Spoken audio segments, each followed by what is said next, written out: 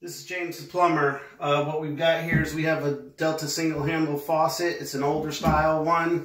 It's got the springs and the seat washers.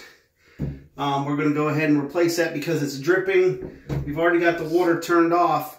And what I'm going to do is I'm going to show you how to do this so that you don't turn, a simple job into a big repair. On these faucets, now this is a little bit older one. It's got the different style, but same seats and springs in there. Same concept. It's got 3 little copper tubes here. Guy went on YouTube and they said, put a pipe wrench on it. So he put a pipe wrench on it. When he turned it, it broke off in the wall. Unfortunately, that was $800 for me to go to his house and replace it with a new one. So what we're going to do is we're going to try to save you guys some money by not breaking this off inside the wall. So what we're going to do is we're going to take this little tab out the front of the faucet. Sometimes it's a little difficult because, calcium and buildup inside here. But it does come off. And you see I'm using just a razor knife here, or utility knife, whatever you want to call it. Anyways, you got a little screw in the front of the handle. Take that screw out, set the handle right there. And I always recommend, if you can get this little retainer ring here out. This is a little adjustment because you have seats and springs here. This is what the little inside parts look like. You've got these little springs and seat washers, cup washers, whatever you want to call them. Anyways, I always recommend if you can take that off, take it off first before trying to take the bonnet off of here. And what you're going to do, now when you, of course I've got a whole kit here, but when you go to Home Depot or Lowe's, when you buy the kit, the rebuild kit, it generally comes with a couple of these. It comes with the slotted one, which that's the type that we're going to use. It also comes with the one that's got the little triangle. It's a different style as far as the cam. It's got this little set screw here, and that goes in through there. And of course, that's the way that one works. Anyways, you take that retainer ring out. I always try to see if I can turn it with my hand. 9 times out of 10, that's not going to happen. Channel locks. Not a pipe wrench. Channel locks. You put it on there. Now, let me back up a second. This is out enough to where I don't have to take the little escutcheon cover off to remove it. So I can fit that on there. If that's set in further, then you're going to have to take the escutcheon off. But you just have these 2 little screws right here, Phillips head. Take them out. They're about 3 inches long. You take your escutcheon off. You should be able to get that on there. Now, what you're going to do is put just a little pressure, and it's not moving. If you put too much pressure on it, you're going to strip it out. It's going to break. It's going to start to turn. You see where this is pointing at 12 o'clock and 6 o'clock. Right here and here. That's pointing at 12 and 6. If you put too much pressure on it, that thing's going to start to turn. And you put any more pressure on it, it's going to break off inside the wall. If it doesn't break off, it's going to leak inside the wall. So I've got a little suggestion for you. Now, some guys, they'll take and spray WD-40 on here, tap it, and, wait about 30 minutes, come back and fix it. We don't have time to do that. So I have a MAP gas torch, but you can use any type of propane torch. You just turn it on, and you got to be gentle with this. Now, if you have that discussion cover off, you got to be careful that you don't set your house on fire because of either insulation in the wall or whatever.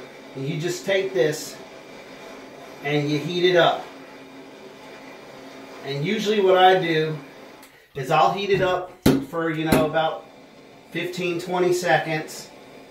And sometimes it'll loosen it up, sometimes it won't. Sometimes you have to put it on there for quite a while. Actually, to the point where this little plastic piece inside will melt. If that melts, it doesn't matter, because you're going to be putting a new one on there. So we've got that heated up. We're going to see if it turns. If it doesn't turn, we're going to continue doing the heat. It is not turning, so we're going to go ahead and continue with the heat. I'm going to try to leave it a little bit longer, just for the fact that we're doing this video here. I want it to come off so that you can see that it's going to come off. Now, when it does loosen up, it will loosen up. Even if it starts to melt this little plastic piece in the front here, what you can do to prevent making a mess is put a rag there. Of course, when you're doing your flame, try not to, get it to the rag, because then you're going to have a nice little fire. And you don't want that. Something else to remember, if you don't pull the escutcheon off, this is your escutcheon right here. As you're heating this piece up, that escutcheon is getting hot too. So watch your hands, don't get burnt. I'm trying to do this in detail. You see it's loosened up now. Nice and easy. You're not breaking anything off inside the wall. You're not, spending $800 or more, depending on where you live. And of course, you see I got a rag here because this is going to be very hot. And it's going to be hot for a long time. It does not get cool that easy because it's, brass, it's a metal. Usually what I'll do is, because, right now we're in a vacant house. This is a house that is up for sale, and I'm doing the due diligence list for the buyer and seller agreement. Now, this is going to be a little nasty to you, but you know what? I'm a plumber. I've been doing this 30 years. I stick it in there. It's cool. Of course, there's no urine or anything in there. There's a piece of toilet paper in there because I had to replace the seat. And I wiped the nastiness that was under the old seat off. I can touch it with my hand now. I mean, it's still warm, but I can touch it. Anyways, we'll go ahead and put the seat back down. Now that we got this apart. Now, this piece right here is going to be hot also. This one here is also a metal. Some of them are plastic. So if it breaks, it's okay, because a lot of times in the kit that you buy, it has the new cam, or if it doesn't, you can always buy a new cam, ball cam. That generally doesn't get as hot as the other stuff. But anyways, it is a little bit warm. This is actually hotter than this. But this little rubber piece here is not hot, so I'm going to set it right here on the edge of the tub. It's fiberglass. It's not going to cause any damage. Anyways, on the inside, you're going to need a thin screwdriver. I use Phillips head. Bring that camera closer. If you look in here, you've got a seat and spring right in here. I just take it in there and stick it right in the hole. Give it a few moves. Generally, it'll pop out. You got your two seats and springs there. As you see, when you put these in, the smaller part of the cone goes into the actual seat here. I'm not going to stick that on there because I don't want to make a mess. Sometimes these washers, they bleed. And when I say bleed, it's because the water, it softens the rubber. It'll make a mess. in this case, I'm surprised they're not leaking. What I like to suggest to you, so if you ever have to do another repair on this particular faucet, I always put grease on the threads. On the outside threads, I just put a little bit of grease, and I always put grease on the inside threads. What that's going to hopefully prevent is it from seizing up. So next time you do it, you won't need the torch or a whole lot of WD-40, whatever you decide to use. I will say, in my experience, the torch works better than WD-40. It works faster too. You just have to be careful. Again, this discussion is still hot, especially on the inside part. If you take that out, be careful when you're doing your torch not to burn the wall. This is fiberglass. You cause a lot of damage to that. Now again, I've got this big kit that I bought at the warehouse downtown. These are not cheap. This kit here, I believe, is about 80 bucks. If you got 80 bucks and you want to spend 80 bucks on a big kit like this, of course, I got a little bit of additives in there. It comes with the ball cams. It comes with kitchen sink parts too, lavatory parts, washers, O-rings, that type of stuff. If you want to buy a big kit like that, that's fine. I'm not telling you not to, but unless you're a guy that's going to be using it all the time, it really doesn't make too much sense. Delta is very proud of their product. They should be. All their new products have lifetime warranties on them if you're the original purchaser of it. Now, something funny. I actually just bought these new springs here, and they look different. And they're out of round. But I do have some old ones, so I'll be taking those back. I bought a whole package of them. That one, let's try that one, see how that one fits. They'll usually pop right in. Again, I always suggest getting the Delta brand. If you buy the aftermarket of Danco's, I'm not bad-mouthing them, but they're a little bit different, and the washer doesn't go in so easy. It popped right in, and you can let it go. It's not going to fall out generally. And how you know you got it in there is when you put your finger on it, you can feel it push in and pop back out. So anyways, let's see if I can grab another spring that isn't jacked up, we'll say, like this one. I mean, it's definitely out of rounds. Something happened in the shipping process, obviously, which damaged that. So what we do is we take our screwdriver and we stick it in the hole, the little port there. Do not stick it in real far, because if you do, you can maybe puncture the little copper piece. You take your finger and you can feel it. It goes in. It's not going to fall out. You see, just like that. Now, what we're going to do is, remember, we said that if this melts, it's okay. We're not going to put that back in there anyway. We've got this one here. It's got a little O-ring on the outside. I typically put a little bit of grease on it just so that it doesn't get caught up in this little notch right here, because that's where it sits right there. And if you look close, there's a little divot right here.